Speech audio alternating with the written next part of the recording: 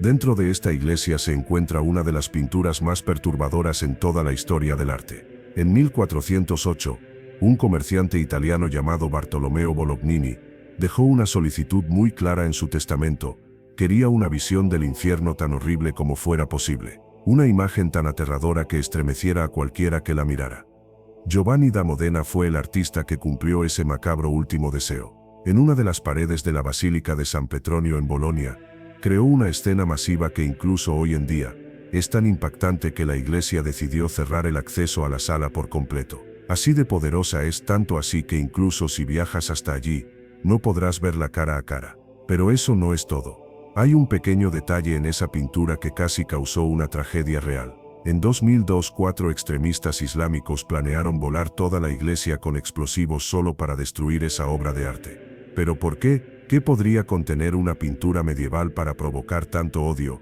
6 siglos después, la representación del infierno ha sido uno de los temas clave en la religión cristiana, y en muchas otras también, como una forma de simbolizar el castigo que esperan aquellos que han vivido una vida llena de pecados mortales. Este lugar, tan temido por muchas culturas y sistemas de creencias, fue descrito por primera vez por un escritor griego en el siglo II, en una narrativa llamada la Apocalipsis de San Pedro. Durante la Edad Media, una historia titulada La visión de San Pedro se volvió muy influyente. Cuenta cómo el apóstol descendió al infierno junto con un ángel y fue testigo de una serie de eventos que lo dejaron horrorizado. Un ejemplo de estas visiones es el árbol de fuego del cual los pecadores colgaban por sus ramas. En el fresco de Giovanni da Modena, podemos encontrar una representación similar en la parte superior. Otra posible influencia en este fresco se puede rastrear a una narrativa llamada La vida de San Pacomio, escrita por otro autor griego anónimo, que describe la visión del monje de un valle rocoso en el inframundo. Sin embargo, la narrativa más significativa del infierno se encuentra en los versos de la Divina Comedia de Dante Alighieri, donde detalla todos los diferentes círculos del inframundo y los pecados específicos a los que corresponden. Fue Dante quien moldeó la versión del infierno que conocemos hoy, donde seres paganos y clásicos se fusionan en un solo mundo aterrador. La obra de Giovanni es un ejemplo impactante de cómo se imaginaba el infierno en el pasado. En ella encontramos figuras humanas siendo torturadas, ahorcadas y sodomizadas por pequeños demonios. Pero hay 2 figuras en esta pintura que se destacan más. Primero, el gran demonio representado en el centro del fresco, que tiene 2 caras, una en su cabeza y otra entre sus piernas, por donde devora a los pecadores. Este personaje a menudo se asocia con la figura femenina, ya que el diablo ha sido frecuentemente comparado con Lucifer, quien a veces fue representado como una mujer debido a su naturaleza lujuriosa. Como nota al margen, también encuentro interesante que Hieronymus Bosch incluyó una figura similar en su pintura El Jardín de las Delicias Terrenales. A diferencia de la versión de Modena, Bosch retrata a un demonio con una sola cabeza, pero además de devorar a los pecadores, también los excreta. Puede ser una coincidencia, o tal vez simplemente compartieron la misma imaginación retorcida al visualizar seres del inframundo. ¿Quién sabe lo que piensas? Otra figura representada como demonio es Lilith, la primera mujer de Adán, según los escritos rabínicos del Antiguo Testamento, específicamente el Talmud. Aunque fue eliminada del Génesis, su imagen maligna permaneció en la tradición porque desobedeció y desafió al hombre. Según el Talmud, fue expulsada del paraíso por negarse a someterse a Adán, y desde entonces ha sido representada como un demonio y devoradora de infantes. Por otro lado, hay una figura en el fresco que a menudo causa sorpresa y controversia. Representa a un hombre tendido sobre una roca, mientras un demonio lo agarra por el cuello. Justo debajo se puede leer el nombre Mahomet, es decir, Mahoma.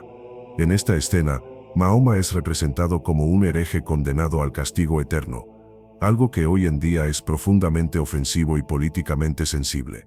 Sin embargo, en la Europa medieval cristiana, era común representar figuras consideradas enemigas de la fe como herejes en el infierno. Mahoma se veía a través de esa lente, no como el fundador de una religión rival, sino como un falso profeta que había desviado a millones del cristianismo.